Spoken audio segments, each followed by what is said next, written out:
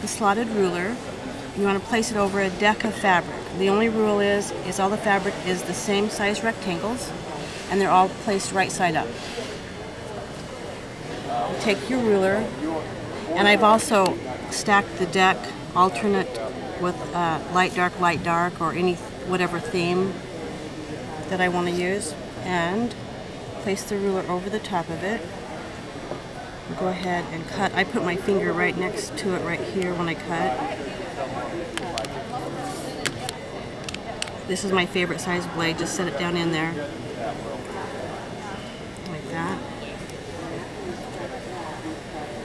Okay. And once you've got your cuts, then you can shuffle the deck. I leave that one in place. I take this one and move it under one. The next stack, I take two. 1, 2, place it under. The next one, you're going to take 3 and under. Is that pretty explanatory? Mm-hmm. And you're just going to keep going until you have a whole arrangement of different colors.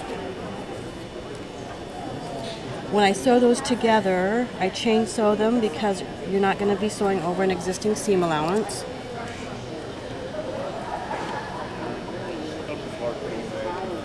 And you'll notice that you have blue edges on one set, green on the next, blue and green.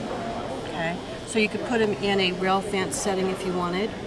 And you'll notice that all the edges are very uneven, not a problem. All right.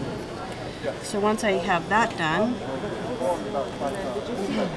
I'm going to square them up to whatever size works best for me. Okay, so here this is squared up.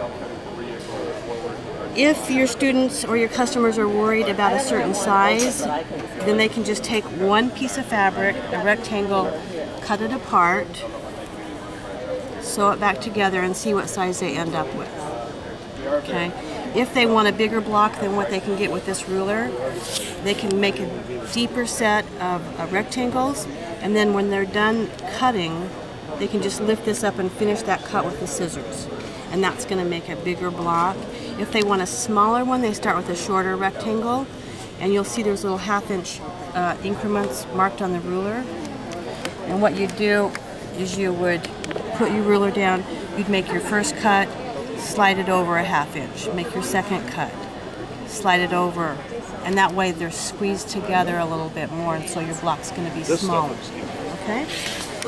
Now the way I did the block that from the blue quilt is I was making it for my stash, and I didn't have enough fabric, and so I sewed what I call end caps onto the bottom of my strips to make them big enough. Okay, and then I just shuffled those in the deck however I wanted, used my ruler and cut, and when I shuffled and then squared them up, then these are the blocks that you get from them. Okay, so far so good? Mm-hmm. Okay, you done with that ruler? Mm-hmm.